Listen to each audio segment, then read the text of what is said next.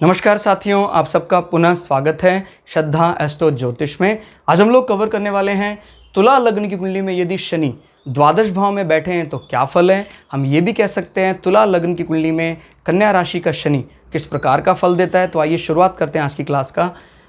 प्रथम भाव से गिनेंगे अगर हम एंटी क्लॉकवाइज या घड़ी की विरुद्ध दिशा में, तो ये आएगा 12वां या द्वादश भाव। 12वां भाव क्या बताता है? 12वां भाव हमारे जीवन के ओवरऑल खर्चों की बात करता है, व्यय अपव्यय, ये 12वें भाव से देखा जाता है।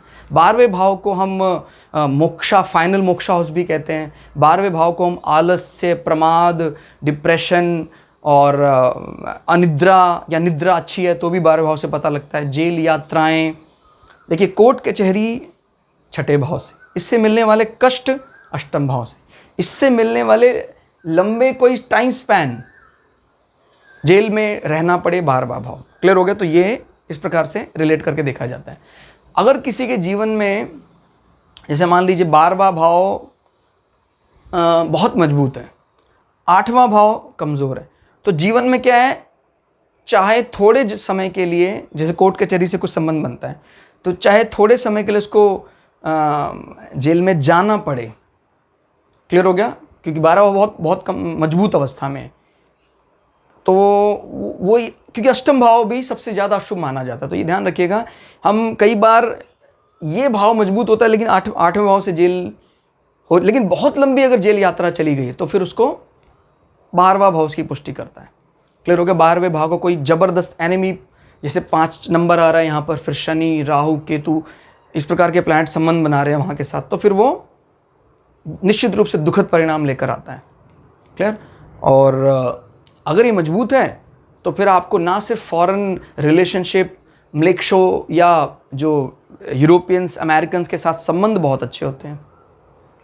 लंबी यात्राओं के लिए 12वां भाव मजबूत होना बहुत ज़रूरी है, जिसको विदेश यात्रा कह रहे हैं आप। और अगर इसका संबंध, यहाँ कई प्लैनेट संबंध बना रहे हैं, तो फिर वो विदेश में अच्छा सेटलमेंट बताता है। अंगों में बात करें तो हमारा जो फुट, पैर, वो यहाँ से पता लगता है उसमें कुछ दिक्कत है, निर्दोष। फिलहाल यहाँ कन्या राशि है। कन्या राशि बुध की इंटेलिजेंट फेज माना जाता है। बुध का जो बृहस्पति वाली इमेज है वो कन्या राशि में दिखाई देती है।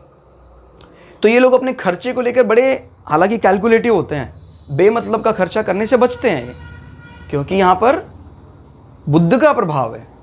और शनि यहाँ पर बैठकर, शनि एक प्रैक्टिकल ग्रह हैं, बहुत सेवक हैं और इससे मिलकर चलने वाले, इस राशि से मिलकर चलने वाले हैं। तो शनि यहाँ पर क्या बताता है, कहीं ना कहीं आपकी स्टडी में कोई ना कोई फॉरेन पार्ट, फॉरेन लैंग्वेज, ये कोई चीज़ इन्वॉल्व हो सकती है। अगर बुध ग्रह यहाँ बैठे हुए हैं और बुध के साथ फिर यहाँ पर लग्नाधिपति भी आ जाए तो ये पक्का हो गया, फिर आप विदेश में रहेंगे, आप विदेश में ही वास करेंगे।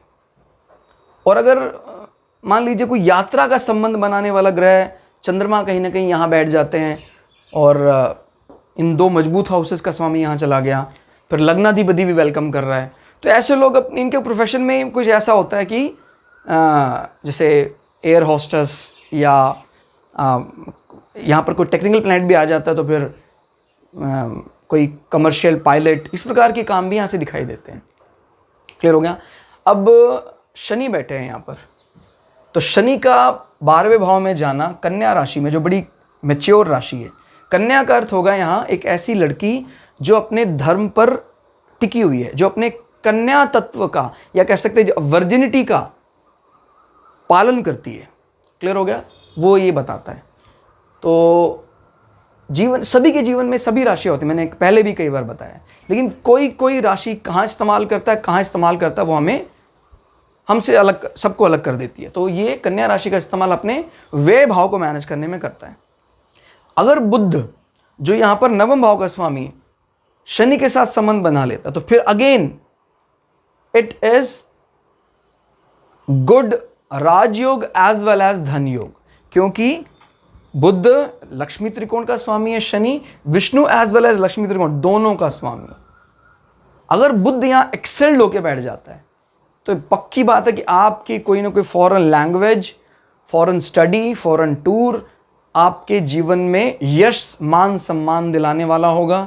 आपके घर को बनाने वाला दूर बैठा है, आप अपने पैतृक जगह से दूर स्थान में अपना घर बनाएंगे। क्लियर हो गया। माँ अपने से 7, 8, 9 होकर बैठे हैं माँ का स्वामी, यानी ये माँ के भाग्य को रिप्रेजेंट करता है। आपकी कुंडली में माँ का भाग्य एक अच्छी इमेज दिखा रहा है। अब शनि अपने से 9 में होकर बैठा है, तो ये अच्छी बात है कि माँ का भाग्य आपके लिए अच्छा साबित होगा। और ये गुड लक, इनफैक्ट आपके ही गुड लक को रिप्रेजेंट कर रहा है। इसका स्वामी आपके डिग्री सर्टिफिकेशन का, सडन गेन का और परिवार को मिलने वाले पैतृक सम्मान, जैसे कोई पद है, कोई पुजारी का पद, कोई जमींदारी का पद, इस प्रकार के पद जो मिलते हैं परिवार को, पुश्तैनी पद, वो यहाँ से देखा जाता है। स्वामी अपने से 8 होकर बैठा है, लेकिन अच्छी अवस्था में, मित्र भाव में बैठा हुआ है। क्लियर हो गया। तो ये आपके संतान की आयु की बात करता है, आयु अच्छी होगी, बड़े होंगे। क्लियर हो गया। संतान का भी संबंध हो सकता है घर से दूर जाने के बाद ही आपको संतान भी हो, विदेश में रहने के बाद। तो इसमें अभी हमारी डिपेंडेंसी काफ़ी ज़्यादा है, क्योंकि मैंने बोला ना, विदेश में रहने के लिए अब कई अर्थों में विदेश को अगर एक प्लैनेट का संबंध बन रहा है पॉजिटिवली 12वें भाव के साथ, 7वें भाव के साथ पॉजिटिवली, तो हम ये भी कह सकते हैं भाई आपका जन्म हुआ बिल्कुल अलग पहनावा था। मान लीजिए हरियाणा पंजाब में जहाँ आपका जन्म हुआ, फिर आपको लक्षद्वीप में रहना पड़ा, वहाँ का बोल चाल पहनावा एकदम अलग है। या लक्षद्वीप में जन्म हुआ और रहना पड़ा आपको किसी हरियाणा के या पंजाब के गांव में, वहाँ का बोल चाल पहनावा एकदम अलग है। तो ये भी एक प्रकार का कह सकते हैं, जहाँ सांस्कृतिक रूप से एकदम अलग वातावरण में रह रहे हैं। तो मतलब विदेश भूमि यहाँ पर कोई डेजिग्नेट नहीं करेगा आपको, बस ये अपनों से दूर, अपने संस्कृति वालों से दूर रहना। अब ये कोई ये इस प्रकार से रिप्रेजेंट नहीं कर रहा। हालांकि थोड़े पार्ट के लिए हम नवम भाव से देखते हैं, नवम भाव में कई प्लैनेट की इन्वॉल्वमेंट आ रही है, तो वो वहाँ से भी देखते हैं बड़ी यात्राएं। लेकिन 12 भाव में 1 या 2 प्लैनेट का संबंध बन रहा है, तो अपने ही देश में माइग्रेंट्स की तरह रहना। अब लद्दाख की संस्कृति का कोई संबंध जल्दी समझ में नहीं आ सकता है शायद एक तमिलनाडु में रहने वाले व्यक्ति को। तो तमिलनाडु वाला अगर लद्दाख में चला जाए तो कुछ कुछ ऐसे ही लगता है भाई विदेश में चला गया है, क्योंकि यहाँ पर कोई बॉर्डर मेंटेन किए गए हो ऐसा नहीं। तो इस बात को आपको समझना पड़ेगा कि किस प्रकार से इसको डिकोड किया जाए। और स्पेशली राहु, केतु, शनि प्लैनेट अगर इन्वॉल्व होते तो फिर ये ज़्यादा दूर जो म्लेच्छ देश हैं, यूरोपियन कंट्री, वेस्टर्न कंट्री हैं, उनकी बात करता है। यूरोप है, अमेरिका है। क्लियर हो गया। लेकिन अगर उनमें खाली कुछ सात्विक प्लैनेट आ रहे हैं तो अपने एशिया के पड़ोसी, नेपाल में सेटल हो गया कोई व्यक्ति, श्रीलंका में सेटल हो गया कोई व्यक्ति, इस प्रकार की बातों को समझना है। आजकल के माहौल में हमें बड़ी दरकार है शनि, राहु, केतु, शुक्र, इनकी आशीर्वाद के बिना हमें जो आजकल का जो फॉर्मेट है उसमें हम एक अच्छा रिस्पेक्ट नहीं निकाल सकते हैं। ठीक है। तो ध्यान रखिएगा, दोनों हाउसेस, ये एजेंडा है शनि का, ये पूरे कहाँ हो रहे हैं? विदेश भूमि में जाकर, घर से दूरस्थ स्थान में रहने वाले लोग, फॉरेनर, उनके जरिए ये एजेंडे पूरे होंगे। फिर नज़र की बात करें, 1, 2, 3 12वें भाव में बैठकर शनि आपके एसेट्स को बढ़ाने का कार्य कर रहे हैं। हालांकि मंगल के साथ शनि का कोई प्रेम है नहीं, ये मैंने बताया था। एक अष्टम भाव में अगर ये रहता है तो फिर शनि एक विशेष प्रकार का सस्पेंस क्रिएट करता है। शनि को ये बड़ा मतलब आनंद एक्सप्लोर करता है। लेकिन ये मतलब इसको कैसे समझे, जैसे कोई बच्चे को आप गिफ्ट देते हैं तो गिफ्ट को एंजॉय तो बहुत करता है वो, लेकिन वो गिफ्ट को ऐसे चीर डालता है, ऐसे फाड़ डालता है कि उसका एक एक टुकड़ा अलग हो जाता है। कुछ ऐसे ही है, शनि इसको बहुत ज़्यादा एक्सप्लोर करने में आनंद लेता है।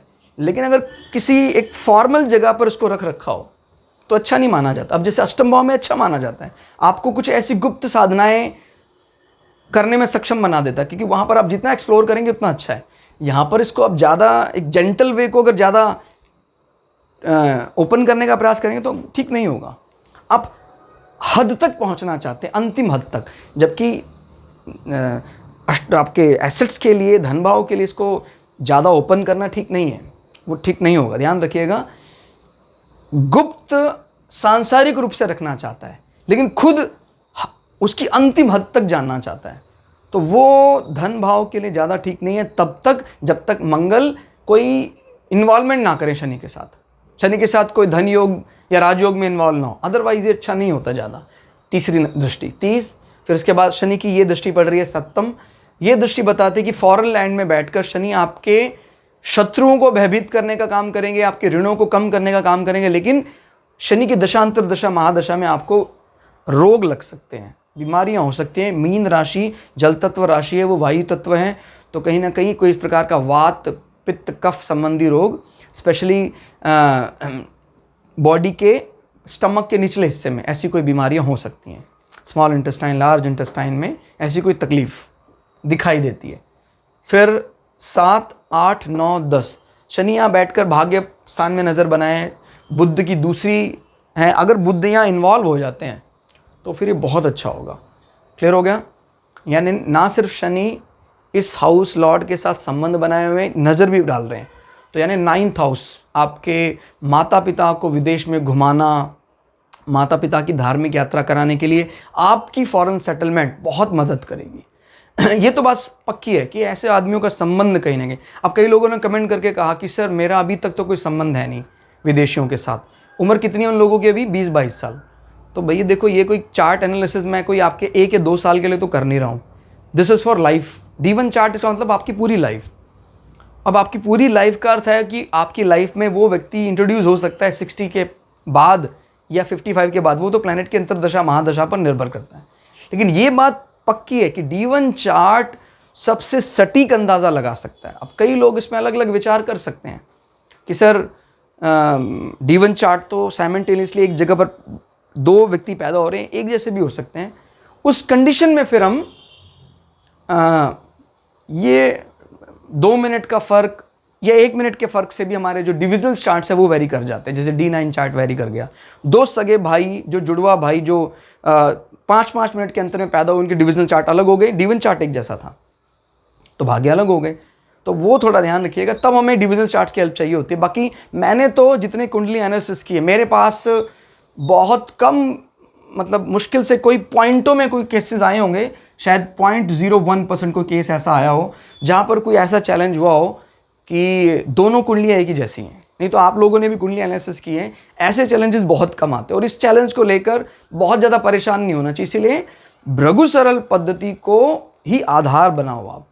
इसके बाद आप जितने ऐड ऑन करें, चाहे पराशरी में करें, चाहे जैमिनी पद्धति में करें, KP एस्ट्रोलॉजी, हालांकि अपने अपने विचार हैं, लेकिन मुझे जो हमारे एंशिएंट बुक्स में मेंशन है जो पद्धतियाँ, उन पर ज़्यादा रिस्पेक्ट है। हालांकि चर्चा उस पर भी करेंगे कृष्णामूर्ति पद्धति की, लेकिन देखिए पद्धति मैं अपने नाम से कोई बना रहा हूँ, कहता मैंने रिसर्च किया है। हम रिसर्च उसी को मानेंगे जिसका आधार हमारे एंशिएंट बुक्स हैं। नहीं तो अक्कड़ बक्कड़ बम्बे बो करना ये कोई वैदिक आधार नहीं है, वैदिक दृष्टि नहीं है कि हमने 5 प्लैनेट दे दिए, इनमें से छांट के देख लो भाई, आपका 2 नंबर, 5 नंबर, 3 नंबर आ रहा है तो काम बनेगा, नहीं तो नहीं बनेगा। This is not the way. ये कोई तरीका नहीं है। क्लियर हो गया? लेकिन विचार हम उस पर भी जरूर करेंगे। तो दोस्तों आज की क्लास में इतना ही। क्लास आपको कैसी लगी कमेंट करके जरूर बताइएगा। मिलते हैं अगली क्लास में, तब तक के लिए जय श्री भगु पराशरा, जय श्री शुक्राचार्य, नमस्कार।